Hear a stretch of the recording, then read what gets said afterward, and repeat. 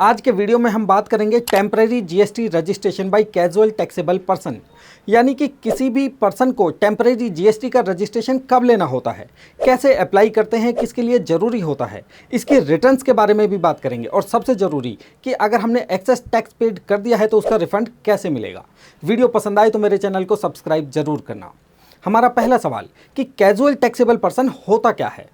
Casual taxable person होता है कि जब आप इंडिया की किसी भी टेरिटरी में अपना बिजनेस करते हैं लेकिन वहां पर आपके पास कोई फिक्स प्लेस ऑफ बिजनेस नहीं होता, या हम यूं कहें कि उस टेरिटरी में आपके पास कोई परमानेंट प्लेस ऑफ बिजनेस नहीं है और ना ही उस प्लेस पर कोई जीएसटी का रजिस्ट्रेशन है, तो ऐसे डीलर को टेम्परेरी जीएसटी का रजिस्ट्रेशन लेना होता है। इसे एक एग्जांपल से समझते हैं। मान लीजिए मेरा दिल्ली में एक हैंडीक्राफ्ट आइटम का बिजनेस है और मेरे पास दिल्ली का जीएसटी का रजिस्ट्रेशन है, लेकिन मैं 15 दिन के लिए बॉम्बे में एक ट्रेड फेयर जैसी एग्जीबिशन में जाकर अपनी स्टॉल लगाता हूं और वहां पर सामान भी सेल करता हूं, लेकिन बॉम्बे में परमानेंट काम करने वाला नहीं हूं। तो ऐसे केस में कैजुअल टैक्सेबल पर्सन की तरह मैं सारे नॉर्म्स को फॉलो करूंगा। ऐसी एग्जीबिशन में जो लोग स्टॉल लगाकर अपना सामान बेचते हैं वो सभी लोग कैजुअल टैक्सेबल पर्सन कहलाते हैं और ऐसे केसेस में आपको कैजुअल जीएसटी का रजिस्ट्रेशन लेना होगा। अब हमारा दूसरा सवाल कि कैजुअल टैक्सेबल पर्सन के लिए क्या जीएसटी का रजिस्ट्रेशन लेना मैंडेटरी है या नहीं है। नॉर्मली क्या होता है कि जीएसटी रजिस्ट्रेशन लेने के लिए एक थ्रेशोल्ड लिमिट होती है जो कि आपकी एनुअल टर्नओवर के बेस पर डिसाइड होती है, जो कि 10 लाख, 20 लाख या 40 लाख रुपए हो सकती है। और किस पर्सन के लिए ये लिमिट कितनी है, यानी थ्रेशोल्ड लिमिट कितनी है, इसके लिए हमने एक डेडिकेटेड वीडियो की हुई है, लिंक मैं डिस्क्रिप्शन में आपको दे दूंगा।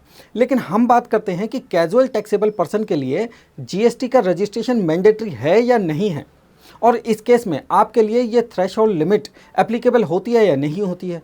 देखिए, कैजुअल टैक्सेबल पर्सन के केस में थ्रेशोल्ड लिमिट अप्लाई नहीं होती है। ऐसे केस में आपके लिए टेम्परेरी जीएसटी का रजिस्ट्रेशन लेना मैंडेटरी हो जाता है। और टेम्परेरी जीएसटी का रजिस्ट्रेशन मिलता कैसे है, ये जीएसटी की ऑफिशियल वेबसाइट से मिलता है, जो कि ये है। और ठीक वैसे ही मिलता है जैसे कि एक नॉर्मल जीएसटी का रजिस्ट्रेशन मिलता है। पहले पार्ट ए को फिल करेंगे, उसके बाद पार्ट बी फिल हो जाएगा।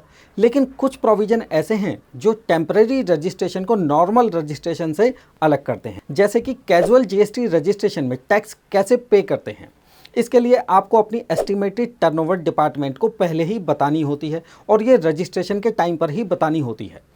इसी एस्टिमेटेड टर्नओवर के बेस पे एक एस्टिमेटेड टैक्स कैलकुलेट करके एडवांस टैक्स पे करना होता है, जिसको हम जीएसटी का टैक्स बोलते हैं। उसके बाद ही आप जीएसटी रजिस्ट्रेशन के लिए आगे प्रोसीड कर पाओगे। अब आप टैक्स पे कर देते हैं तो पार्ट बी भी ओपन हो जाता है। उसमें रिक्वायर्ड डिटेल फिल करने के बाद आप उसे सबमिट करेंगे तो आपके पास जीएसटी का रजिस्ट्रेशन सर्टिफिकेट इशू हो जाएगा।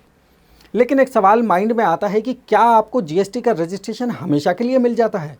The answer is no. Casual taxable person के केस में आपको मैक्सिमम 90 डेज़ के लिए जीएसटी का रजिस्ट्रेशन मिलता है। इस केस में आप 90 डेज से ज़्यादा के लिए अगर वहाँ बिजनेस करते हो तो आप एक्सटेंशन के लिए अप्लाई कर सकते हो, और एक्सटेंशन के लिए आपको जीएसटी REG 11 फॉर्म में अप्लाई करना होता है। और जब आप एक्सटेंशन के लिए अप्लाई करते हो तो अगेन आपको एस्टिमेटेड टर्नओवर बतानी होती है और उस एस्टिमेटेड टर्नओवर पर अगेन आपको टैक्स भी जमा करना होगा। अब अगला सवाल कि जीएसटी के रिटर्न्स कौन कौन सी होती हैं जो कि आपको फाइल करनी होती हैं। इस केस में आपको नॉर्मल जीएसटी रिटर्न फाइल करनी होती हैं, जैसे GSTR 1 और GSTR 3B। ड्यू डेट भी ऑलमोस्ट सेम होती है। जैसे GSTR 1 के केस में नेक्स्ट मंथ की 11th डेट से पहले आपको जीएसटी रिटर्न फाइल करनी है, और GSTR 3B आपको अगले महीने की 20 तारीख या उससे पहले फाइल करनी है। एक होती है एनुअल रिटर्न जो कि GSTR 9 और 9C में फाइल होती है। अब हमारा सवाल है कि क्या टेम्परेरी जीएसटी रजिस्ट्रेशन के केस में 9 और 9C भी एप्लीकेबल होती है। The answer is no. क्यों? क्योंकि ये हमारा कुछ टाइम के लिए एक जीएसटी का रजिस्ट्रेशन होता है, एनुअल बेसिस पे नहीं चलता है। तो इस केस में GSTR 1 और GSTR 3B फाइल करने से ही हमारा काम पूरा हो जाता है। अब एक मोस्ट इंपॉर्टेंट सवाल कि क्या आपको रिफंड भी मिल सकता है।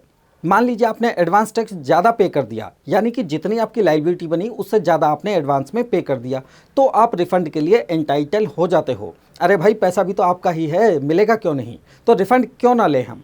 इस केस में रिफ़ंड आपको 100% मिलेगा, और रिफ़ंड के लिए आप GST RFD 11 फॉर्म फाइल कर सकते हो। रीजन लिखना आप उसमें excess tax paid and all balance is in cash ledger, और आपका रिफंड आपके उस बैंक अकाउंट में क्रेडिट हो जाएगा जहां से आपने एडवांस टैक्स पे किया था। कब? रजिस्ट्रेशन के टाइम पे। तो गाइज ये थी एक कंप्लीट इन्फॉर्मेशन जो कि कैजुअल टैक्सेबल पर्सन के लिए एप्लीकेबल थी। I hope you like this video. Keep watching and sharing our videos. See you soon. Bye bye.